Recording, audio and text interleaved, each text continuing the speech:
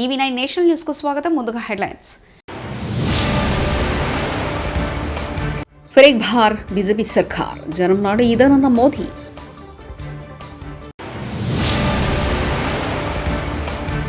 మూసి సుందరీకరణలో కుంభకోణం కేటీఆర్. గత పాలకుల్లో కొందరికి ఉన్న స్కిల్స్ అలాంటివి మరి సీఎం రేవంత్.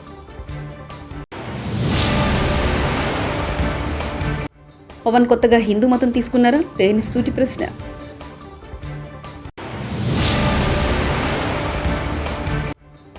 సీఎం సహాయ నిధికి 400 కోట్లు విరాళం రావడం ఒక చరిత్ర. సీఎం నారా చంద్రబాబు నాయుడు.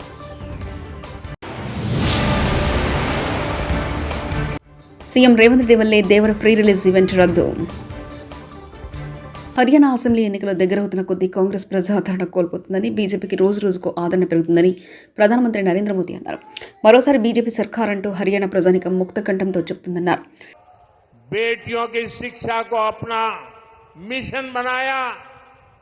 जब बेटियों को पढ़ाना असंभव था, ये मेरा सौभाग्य है कि 2015 में पानीपत से ही मुझे बेटी बचाओ बेटी पढ़ाओ अभियान का शुभारंभ करने का अवसर मिला.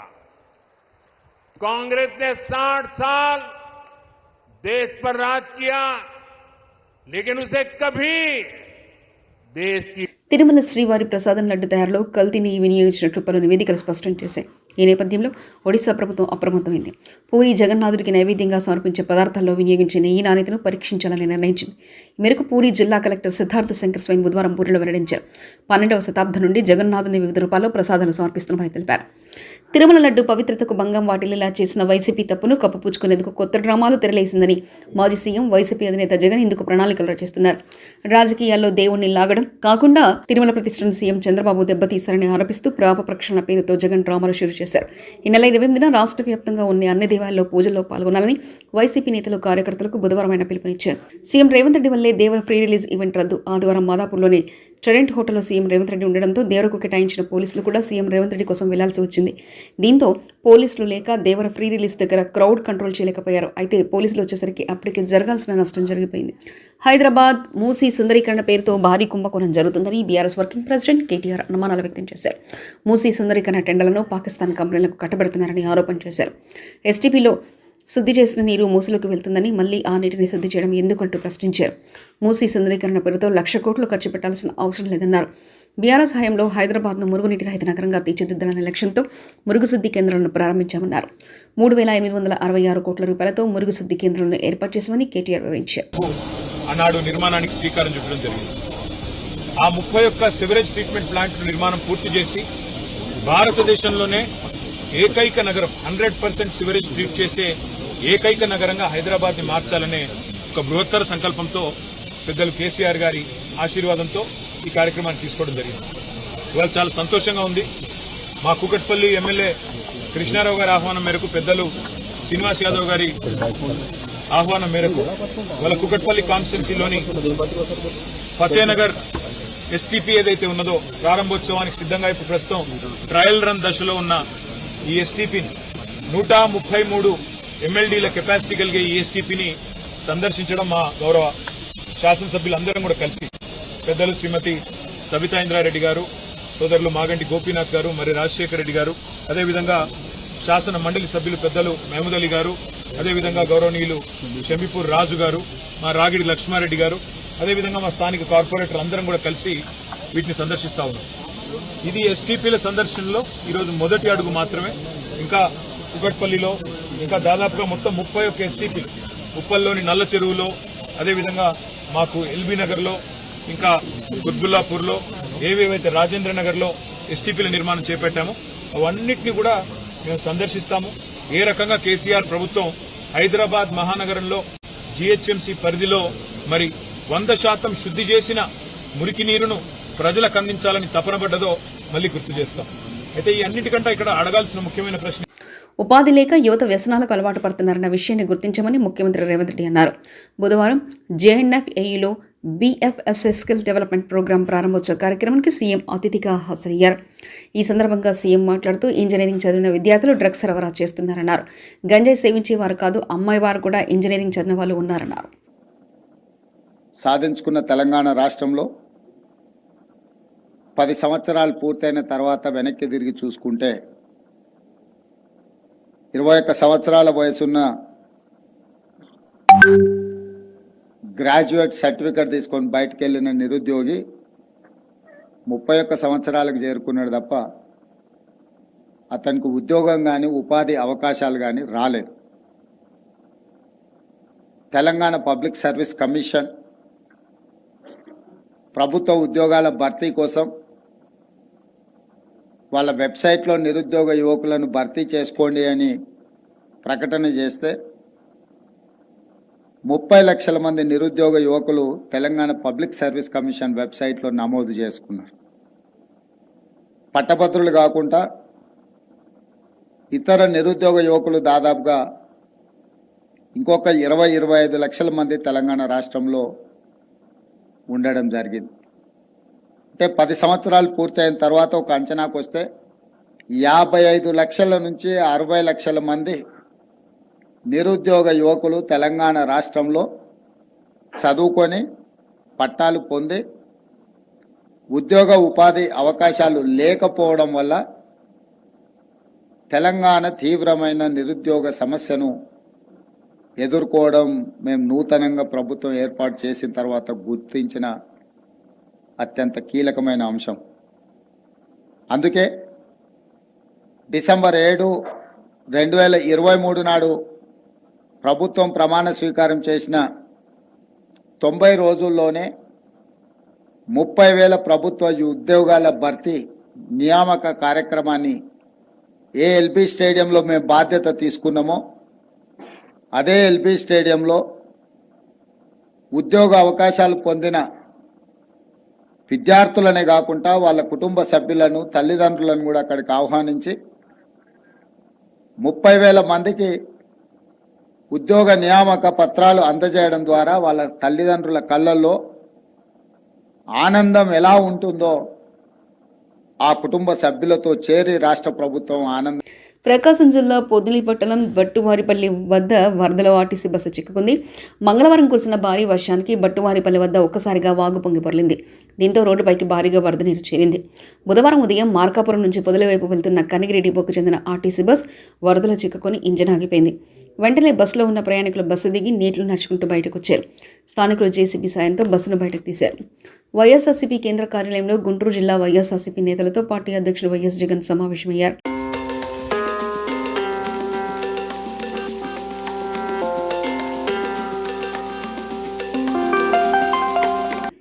చిన్నపిల్లలు పుస్తకాలు తీసుకుంటామంటే కూడా సమయం ఇవ్వకుండా మెడలు పట్టి బయటికి నెట్టేశారు. చిన్నపిల్లల కళ్ళ ముందే వాళ్ళ తల్లిదండ్రులు పెట్రోల్ పోసుకుంటే వేదశ్రీ అనే చిన్న పాప ఆ బాధను చెప్తుంటే హృదయ విదారక పరిస్థితి. కస్తూరిబాయ్ అనే మహిళ చెప్పుల దుకాణాన్ని బుల్డోజర్ తీసి పారివేయడం అనేది మానవత్వం ఉన్న సర్కార్ చేయాల్సిన పనినా? సామాన్లు తీసుకుంటా అంటే కనీసం గర్భిణీలకు కూడా సమయం ఇవ్వరా? ముఖ్యమంత్రిని ఒకటే అడుగుతున్నా, ప్రభుత్వానికి కనీసం మానవత్వం లేదా? కేటీఆర్ వ్యాఖ్యానించారు.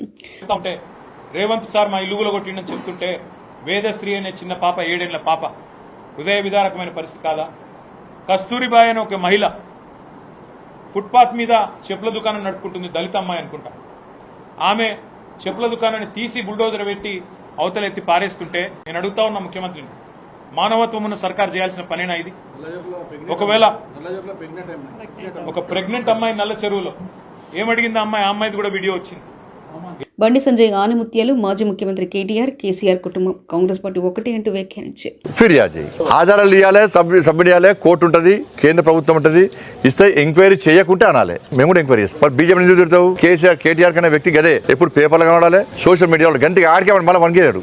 బీజేపీ కాంగ్రెస్ ఒకటి అట. నా పేరు తీసుకున్నది అలా మీ కుటుంబమును కాంగ్రెస్ పార్టీ ఒకటి. ఓటు నోటు కేసు అంటున్నారు ఇవాళ బీఆర్ఎస్ పార్టీలు. మీ ప్రభుత్వం ఉన్న రోజులు ఎప్పుడైనా ఓటు నోటు కేసు ప్రస్తావన తీసిండ్రా?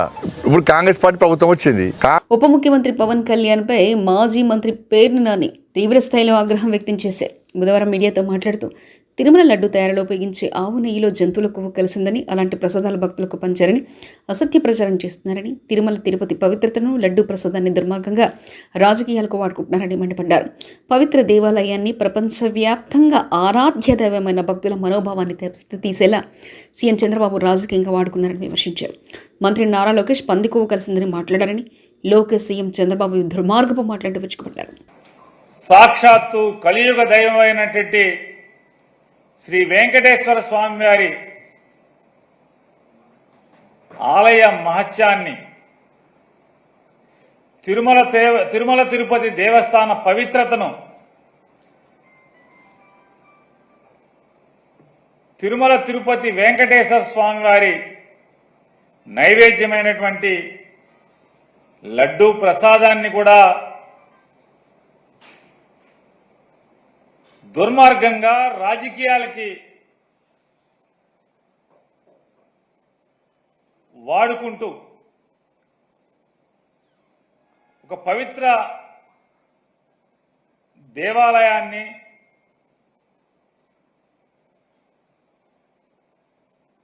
ప్రపంచవ్యాప్తంగా ఉన్నటువంటి హైందవ ప్రజల యొక్క ఆరాధ్య దైవమైనటువంటి వెంకటేశ్వర స్వామి వారిని కూడా రాజకీయాల్లో భక్తుల మనోభావాల్ని దెబ్బతీసే స్థాయిలో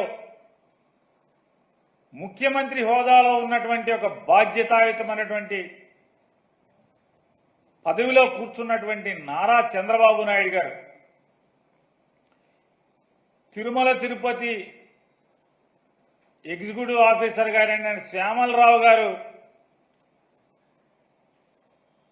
నెయ్యిలో లోపాలున్నటువంటి నెయ్యిని వెనక్కి తిప్పి పంపాము, మేము దాన్ని వాడలేదు, స్వీకరించలేదు అని, ప్రసాదానికి దాన్ని వాడకుండానే వెనక్కి తిప్పి పంపించాము అని చెప్పని విజయవాడ కలెక్టరేట్లో వరద బాధితులకు నష్టపరిహారం అందజేస్తున్న ముఖ్యమంత్రి సీఎం చంద్రబాబు నాయుడు. దానికి కూడా ఫేజ్ 1లో ఆ నామ్స్ కూడా నేను అవన్నీ ఉన్నాయి చెప్తాను, అవి ఇస్తున్నాం.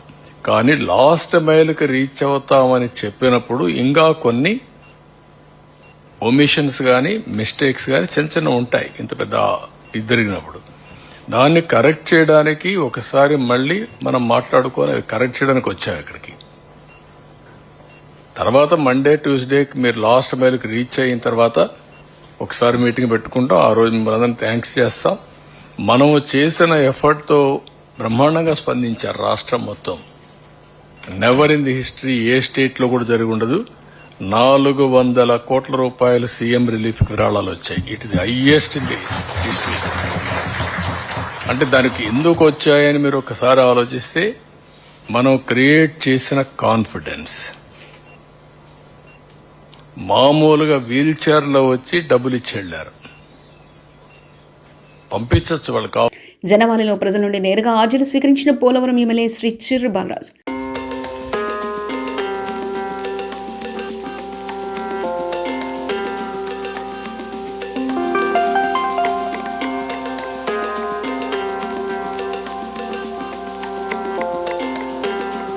వైఎస్ఆర్సీపీ నేతలు కొనుగోలు చేసే ఆవుల, ఆ పదవుల పెత్తందారులు అమ్ముకునే దళారిగా ఏపీ సీఎం చంద్రబాబు నాయుడు మారిపోయారని మాజీ మంత్రి కుమారుడు వెంకటనాగేశ్వరరావు అన్నారు. ఆర్ కృష్ణయ్య తన రాజ్యసభ సభ్యత్వానికి రాజీనామా చేసి నాంసంపై బుధవారం కారుమూర్తి విశాఖలో మీడియా సమావేశం మాట్లాడారు. రాష్ట్రంలో ఇవాళ ఆయన చెప్పే సాక్స్ చూస్తుంటే చాలా విడ్డూరంగా ఉంది. నేను తెలంగాణలో ప్రాతినిధ్యం వహిస్తున్నాను, నువ్వు ఢిల్లీకి నిన్ను రాజ్యసభకి చేశారయ్యా, రాజ్యసభ సభ్యుడిని. భారతదేశంలో ఎక్కడ ఎవరి గురించైనా మాట్లాడే హక్కు ఇచ్చారు, నీకు కల్పించారు జగన్మోహన్ రెడ్డి గారు. కానీ చంద్రబాబు నాయుడు గారు కమ్ముడిపోయిన మనిషి ఆర్ కృష్ణయ్య. ఇవాళ ఎన్నో సంవత్సరాల నుంచి బీసీల అండతోటి నువ్వు పెరిగిన వ్యక్తువు నువ్వు. కానీ చంద్రబాబు నాయుడు కొనుగోలుకి లొంగిపోయిన వ్యక్తిగా నీకు ఈ వయసులో అది అవసరమా అని నేను అడుగుతున్నాను. నేను फिर एक बार बीजेपी सरकार जन्म नाडे इधर मोदी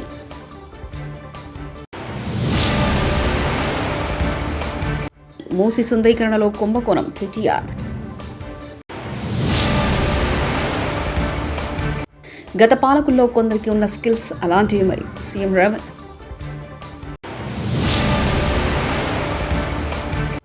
పవన్ కొత్తగా హిందూ మతం తీసుకున్నారా లేని సూటి ప్రశ్న.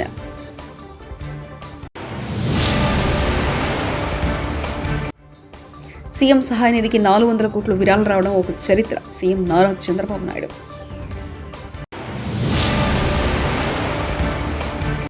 సీఎం రేవంత్ రెడ్డి వల్లే దేవర ఫ్రీ రిలీజ్ ఈవెంట్ రద్దు. ఇవి బులెటిన్ విశేషాలు. చూస్తూనే ఉండండి EV9 నేషనల్ న్యూస్.